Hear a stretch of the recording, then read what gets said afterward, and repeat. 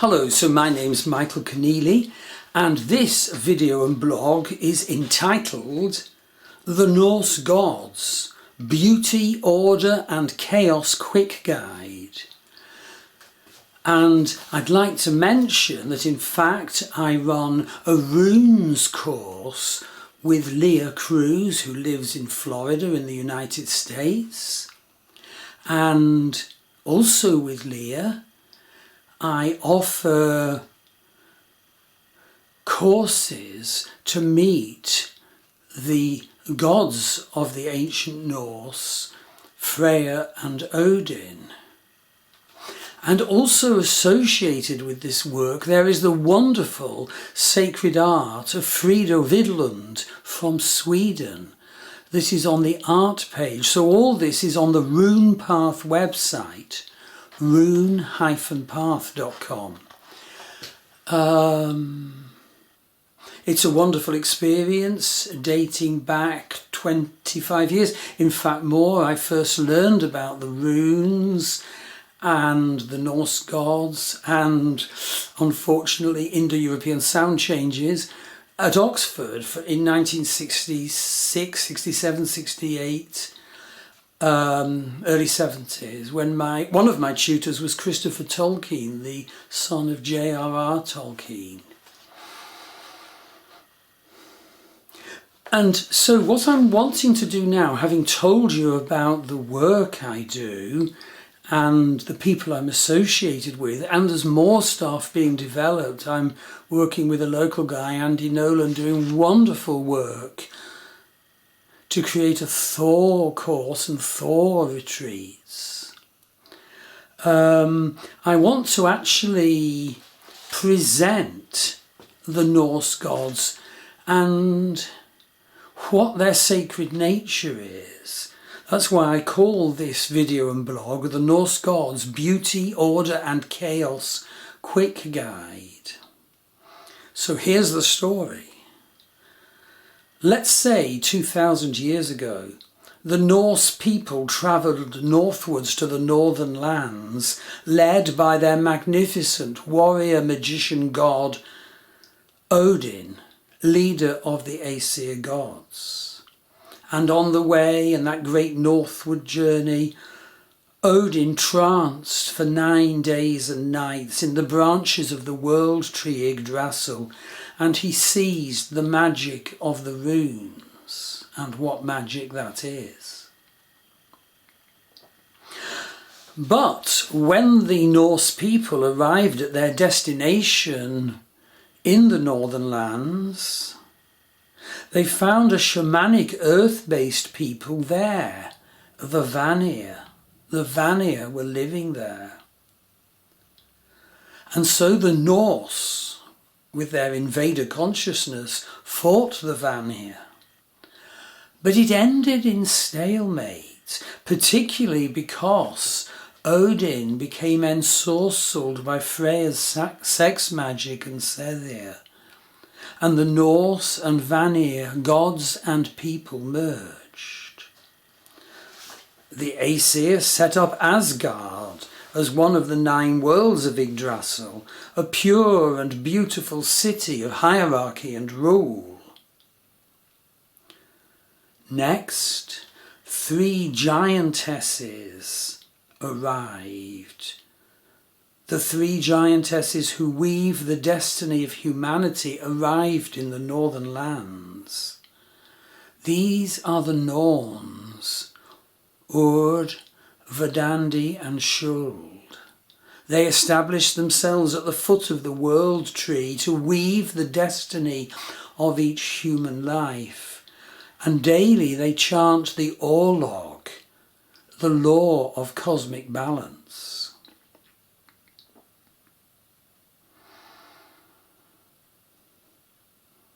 A next step is that Odin, together with Vili and Ve, encounters Mimir, the first being.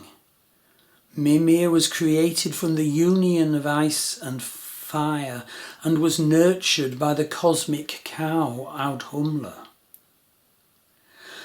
Now, Odin, Vili and Ve thought that Mimir spent his time sleeping, because with their sort of consciousness they did not recognize a unity consciousness when they saw it. And so, deriding Mimir, they slew him, and they created Middle-earth or Midgard out of the portions of Mimir's dismembered body. And of course, don't we all create our world when we dismember our unity consciousness? But in fact, unity consciousness actually cannot be destroyed. It is. And so Mimir always exists. And so Mimir is encountered again and again in the Norse sagas. For example, when Mimir demands that Odin sacrifice his eye if he is to have a drink from the well of wisdom.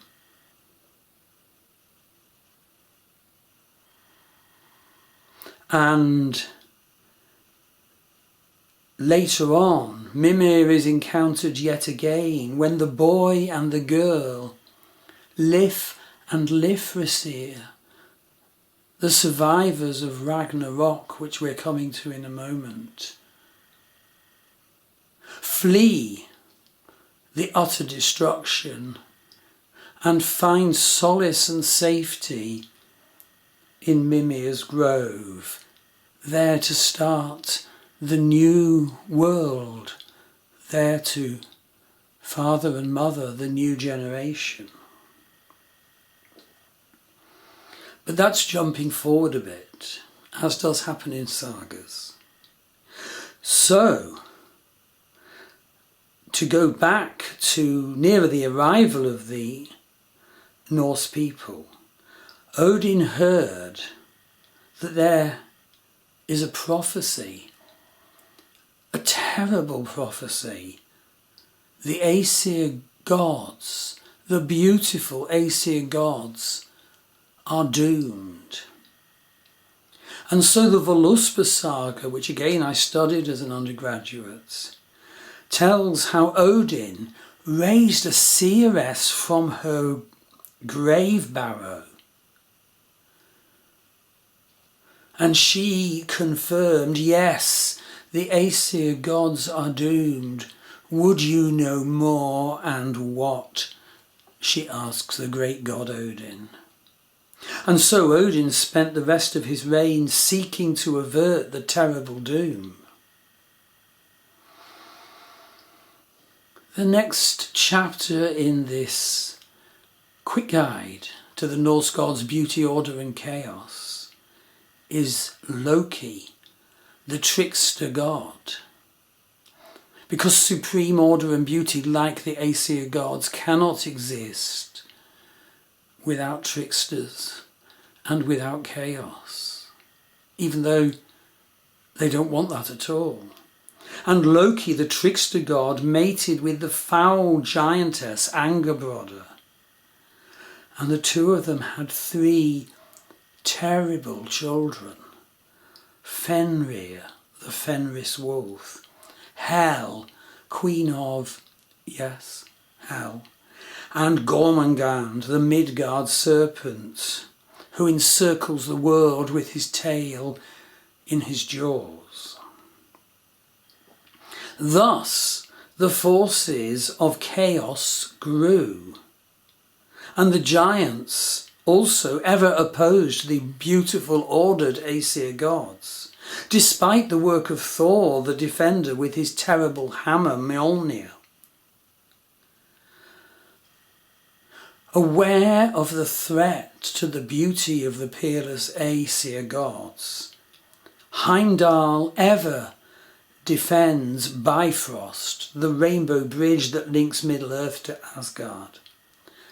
And beside Heimdall is the Gjallarhorn, which will only sound if the unthinkable happens, namely that the forces of chaos and darkness invade Midgard and head towards the Rainbow Bridge and seek to slay the wondrous gods of Asgard. But indeed the predicted terrible end time arrives. The terrible chaos children of Loki do invade. Heimdall, the loyal guardian of Bifrost Bridge, sees the massed dark advancing forces, and he sounds the Galahorn. The gods, the Aesir gods, sally forth bravely to fight the darkness, knowing that they are doomed. Thor, the hammer god, slays the Midgard serpent, and he then takes 9 steps from the carcass, only to fall dead himself, slain by the serpent's venom. The beautiful Aesir gods are destroyed, the 9 worlds are ended. But as I mentioned above, 2 young children had been hiding in the world tree while the destruction was raging. And as the worlds end, they fled to the protection of Mimir's grove, and their issue shall be the new human race. I wrote about this in my lovely novel Rune Magic, which you can get on Amazon.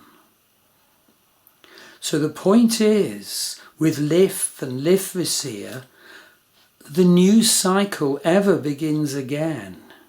Order is always destroyed by chaos, so that new order can come in. This has to be understood in our times and in each of our lives. And it is personified with such nobility, courage and beauty in the destiny of the Aesir gods. This is the great and endless cycle of creation that the magnificent gods of the Norse folk took their peerless place in. So yes, read my novel Rune Magic. Enroll on one of our courses with Leah Cruz and myself about Odin and Freya. Enroll on our wonderful Runes course. You can buy copies of the beautiful Norse divine art of Frida Widlund on the art page. It's all on our Rune Path website. That's rune-path.com. It's been building for 25 years and of course much longer than that. And so many new extensions are being prepared behind the scenes to be shared with the world as the years unfold. I look forward to working with you. Thank you.